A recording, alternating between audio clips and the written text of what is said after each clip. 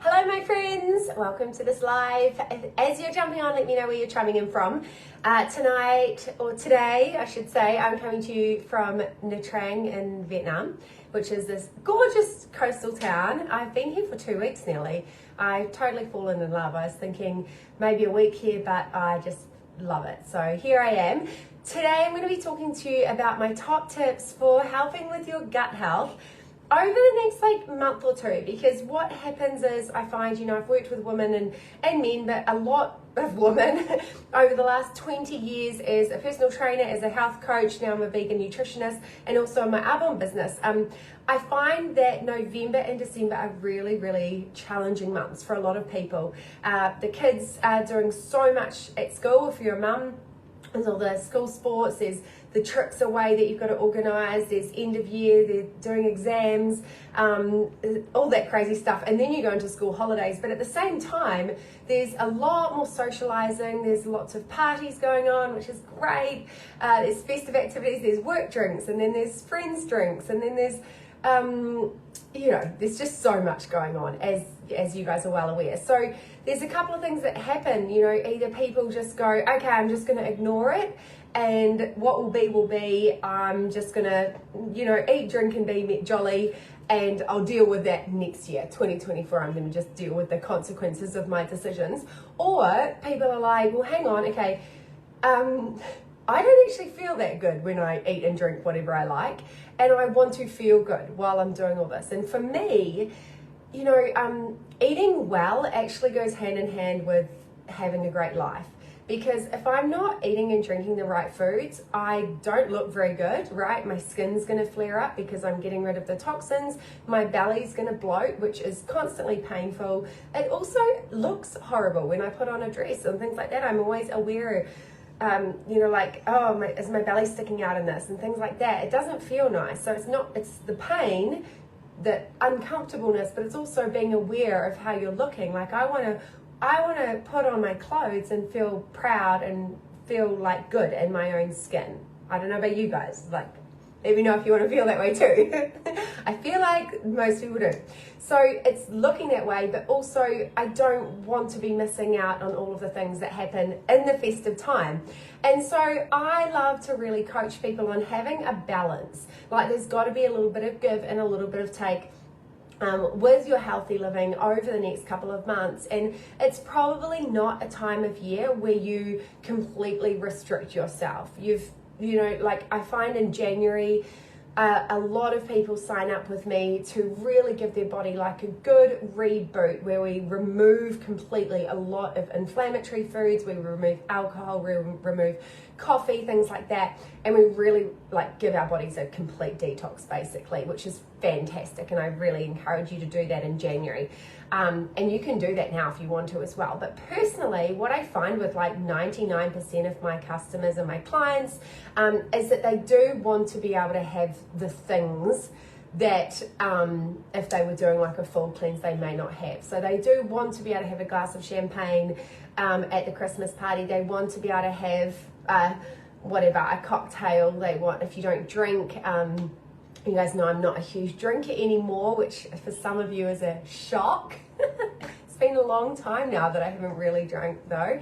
But most people want to have those few things throughout November and December, and I don't want you to feel guilty about that, because that's just creating a whole nother cycle of problems around food and around drink and emotions. So we want to create a really healthy relationship with what we're consuming, and we want to make sure that what we're consuming we feel really good about, but also our body feels good about. Because when you get to Christmas Day, if you've got a big stomach sticking out to here, I promise you're not going to feel good. You're going to be uncomfortable, you're going to be in pain, you're going to feel fat, you're going to look not your best, you're just not going to show up at your best. So if we can just manage that while you're still enjoying those that cocktail, and still enjoying maybe a party pie, I don't know. I eat as most of you know, my diet is pretty restricted because I'm personally quite sensitive to a lot of things. So I just choose not to have them now. It just makes my life so much easier if I don't have a bloated stomach. It's not fun. I spent most of my life with a sore tummy. So Yeah, so I'm going to tell you my top tips. I've got 7 top tips that I think you'll find really, really helpful. If you want me to go into this for more detail, or if you want help and support, I'll tell you at the end how I can help and support you even more on this. So the first thing, which I do talk about a lot, and that's because it is so, so crucial to excellent gut health, and that is reducing inflammatory foods. Right, so inflammatory foods, some of the big triggers are going to be processed sugar, which sadly comes in your wine, right? Wine is one of the most sugary, preservative, pumped full things that you can consume. Sorry, not sorry. The sugar in the wine is actually a huge part of why you get a hangover from wine. It often causes like a worse hangover than say like a gin and tonic, or well, tonic's quite sugary, say a vodka soda lime, something like that. So minimize the inflammatory foods. The biggest ones I find for most of my clients are gluten, dairy, and excess sugar. And then there's a lot of other things that can create inflammation. And basically it's anything that's going to be sort of foreign to your body, because you consume it, then it goes down into your gut, down into your digestive system.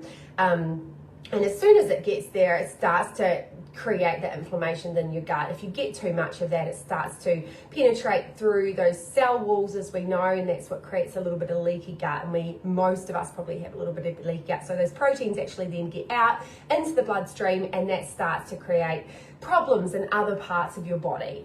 And so gluten, dairy, processed sugar, and then you've got extra things like MSG, in food. Like GMOs and things like corn. So if you're having things that have high fructose corn syrup, that's one of the most toxic things you can put in your body. So like, look at what you're giving your kids. I won't even get into that though, because that sort of starts to break my heart, what I see in people giving their children. But high fructose corn syrup, like that is in so much now. It's in cakes, it's in pastries even, it's in lollies, things like that. So be aware of that. Other inflammatory foods, which a lot of people find are deep fried foods. So you might be having like French fries, things like that. That fat is very toxic to us, creates an inflammatory response as well. And then things like extra caffeine, that can be quite inflammatory too. It depends where your caffeine's coming from. Things like green tea, your body prefers that. Whereas if you're having like a coffee, it's really great if you can have an organic coffee, because coffee's quite it can have quite a lot of spray, it can have quite a lot of damage to it while it's being created. So look for an organic coffee, always heaps better. So we want to reduce or remove those inflammatory foods. I've got some great alternatives that you can swap those out with. I'm more than happy to share those with me if you just send me a message. So the second thing, which I've already touched on, is minimizing alcohol. Now, I really want to reiterate that this is not about saying to you, you cannot have a glass of wine, you cannot have a cocktail. This is about saying to you, just because you have one glass of wine, you don't need to drink the bottle. And that's what I find the biggest, if you give yourself permission to have that glass of wine, have that cocktail, but then think about, do I really need a second or a third or a fourth or a fifth? Or will I have just as good a time if I actually switch to a non-alcoholic beverage that's not also sugar laden? So you've got to be careful with non-alcoholic drinks that they're not then just full of sugar, because that's going to really spike your blood glucose and lead to other problems hormonally. So you want to look at things like soda water. For me, I love having our energy fizz sticks because they've got like 2 grams of sugar. I love the caffeine-free fizz sticks. If I'm out at night, mix that with some soda water. That's like the yummiest mocktail ever, right? I'm a little bit biased, but there's so many cool non-alcoholic drinks you can have. So just give yourself that permission to like have it, but have the conversation with yourself. Does this serve me? Is it going to make me feel and look good? And am I going to feel and look good the next day? And really, like, if you have that conversation every time you go to have those extras, you might just find you stop. You might go, okay, well, I've had a couple of glasses of wine. I'm actually having an awesome time. Like, what would be the reason for me to continue drinking? Because it's often just habitual. It's often just that Wednesday night is when you start drinking. Or every night when I have dinner, I have a glass of wine, then after dinner, but we're talking about festive season in particular, so it might be that when I'm in a social occasion, I give myself permission to drink. Well, what if that looked like when I'm in a social occasion, I give myself a couple of drinks, but then I actually want to feel really good the next day, and I want to get up and go for that run, and I want to go to the gym, because we know that the food choices have a direct impact on our exercise choices. The food choices have a direct impact on our quality of sleep, and our quality of sleep has a direct impact on our choices the next day. Everything is interconnected. So I really encourage you to think about this. This is how I started my journey with reducing alcohol a lot. Most of you know I used to be the biggest booze hag on the planet, Miss Party for a million years of my life, a million. But it's been, a few years now where I just started not drinking when I went out. It was actually the healthy living started me thinking this is cool. And now I just don't have set rules around it, but I just ask myself that question, if I have another drink, will it make a difference? Okay, it might make it easier listening to these really loud, annoying people, because people by the way, when you're sober all the time, people talk really loudly and they talk really close to you. So that is something you're going to have to deal with, right here. And it's like you're deaf and they spit on you sometimes. The joys of being sober. But yeah, that really helped me personally. Let me know if you want to learn more about that though. Alcohol is I'm learning so much about it. I wish I had known 10 years ago.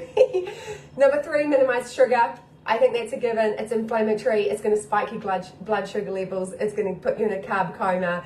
Just, try to get it out as much as you can. Number 4, hydrate. I promise you this will help you so much over the festive season. Your cells love to be hydrated. You can have water, try not to have too much fizzy drinks like soda water. It's quite acidic on your body. So, if you have some soda water, just don't have it too much. But I love to just use all my Arbonne products and then water. Right here, I've just got some green tea. That's cold green tea. I have coconut water. I love to hydrate. If you are having lots of water, just be mindful that your body's made up of salty water. So sometimes put a little bit of sea salt in it, especially if you're sweating, have some Celtic sea salt just in your water, because you are sweating out saline solution, right? You're sweating out salty water, not just water. So you can hydrate your cells, but if it's not good quality water, then you can do damage to your cells as well. So then number 5, you want to move more, and this massively helps your gut because it helps your whole gastrointestinal tract, gets things moving. And my biggest tip is to move in the morning. So you might think, okay, that's fine, I don't need help getting things moving, I go to the bathroom. That doesn't matter. You still want to get your gastrointestinal tract moving. You want to get your body moving and try to move more frequently. So studies show that it's actually better to move more frequently than just sit, go to the gym. Sit all the next day, then go to the gym. So if you're in a sedentary job, that means getting up, moving around, go to the bathroom more. So if you're drinking more, you go to the bathroom more, right? Everything goes hand in hand. Try and move your body more. Number 6, prioritize sleep. Sleep is number 1. It will affect absolutely everything. So if you're not sleeping, start to take measures to help that. If you've got little kids keeping you up, that's going to be different, but there's still a lot of things that you can do. There's a lot of really cool holistic sleep coaches out there who have children and work with mums to help them sleep. I won't go into that because I'm not a mum and I don't deal with kids not sleeping. But for those of you that do have the ability to sleep and are just not sleeping, there are some things that you can do. So you can minimize screen time in bed, wear your blue blockers, turn your phone on like this. So that's when my phone goes on. Those are my goals, by the way, always on my phone. So these go on as soon as it gets dark. And then minimize your screen time. I have lavender I travel with, so I put that on my pillow, so put it around my nose. Easy, but I prefer just lavender. So essential oils. You can also meditate before you go to sleep. You can read a book that helps calm your nervous system. Have a hot bath that actually cools down. So when you have a hot bath, it cools down your core temperature, and if your core temperature is lower, you sleep better. the ideal sleeping temperature in the room is actually a little bit lower. So if it is hot, maybe just work out how you can cool that down a little bit. What else can you do for sleep? Oh, there's a few other things. Don't eat like 2 to 3 hours before bed. Watch what you eat at the end of the night, so don't have too much high glycemic foods, because that'll, you know, get your blood sugars going, and that can affect you as well. Write down a to-do list for the next day so that your mind is clear. I can share more ideas with you too there. And the last one is have pre and probiotic rich foods. This is for your gut health. That will be like game changer. So I personally love to take our gut health, which is a pre and a probiotic. I have that first thing every single morning. But I also include pre and probiotic rich foods into my daily lifestyle. So I have kimchi, I have sauerkraut. Some of you might have kombucha. I'm a bit aware of kombucha. I find it's fizzy for a start, but I like it. I do have it sometimes, but I don't have it all the time. I find the lower cost ones, when I've read about them, they're actually boiled down and they've lost a lot of their goodness. They've got lost of their live bacteria. And the more expensive ones, they're really expensive, so I don't want to have them all the time. But also, I don't know what type of bacteria is in them, so sometimes they actually make me feel bloated.